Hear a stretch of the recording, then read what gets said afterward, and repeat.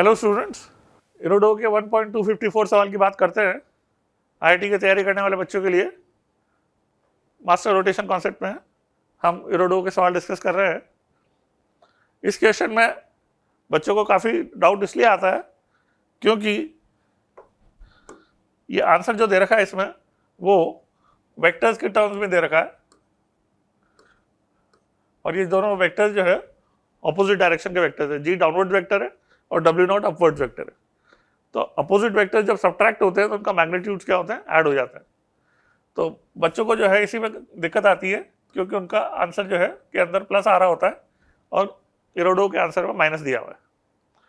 तो उसमें चिंता करने की जरूरत नहीं है।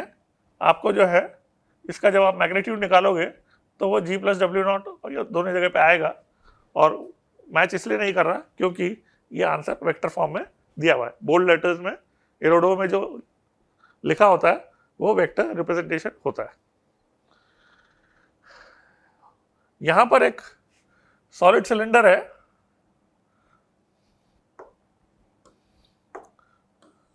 थ्रेड्स के जरिए जो लिफ्ट से कनेक्टेड है, लिफ्ट ऊपर जा रही है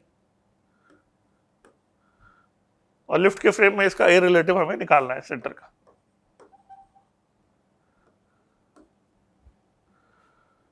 और दूसरा पार्ट है कि सिलेंडर के थ्रेड्स के द्वारा सीलिंग पे जो फोर्स लग रहा होगा वो थ्रेड के टेंशन के बराबर होगा। दूसरा फोर्स वो एफ थ्रेड का टेंशन है जो निकालना है। तो to find a relative at T, अब क्या करेंगे इसमें हम, क्योंकि लिफ्ट ऊपर जा रही है इसलिए लिफ्ट के फ्रेम में हमें काम करना है ए रिलेटिव निकालने के लिए। तो एम जी के अलावा एम डब्ल्यू नॉट जो सूडो फोर्स है वो और कंसिडर करेंगे। डब्ल्यू नॉट लिफ्ट का एक्सेलेरेशन है, तो एक्सेलेटेड फ्रेम में सूडो फोर्स सेंटर मास पे अपोजिट डायरेक्शन में लगाना पड़ता है, तो ये रिलेटिव हमें मिलता है।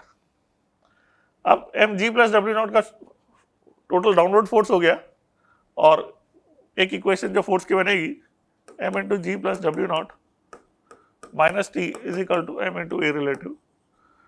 और दूसरी इक्वेशन जो है इसके सेंटर मास के अबाउट केवल स्ट्रिंग के टेंशन का टॉर्क आएगा, T into R is equal to 1/2 M R square alpha. Alpha again constraint से ए रिलेटिव अपन आर बोल देंगे और ये टी की वैल्यू ऊपर डाल देंगे तो हमें एम ए रिलेटिव बाई 2 इसमें जब जुड़ेगा तो ए रिलेटिव की वैल्यू आ जाएगी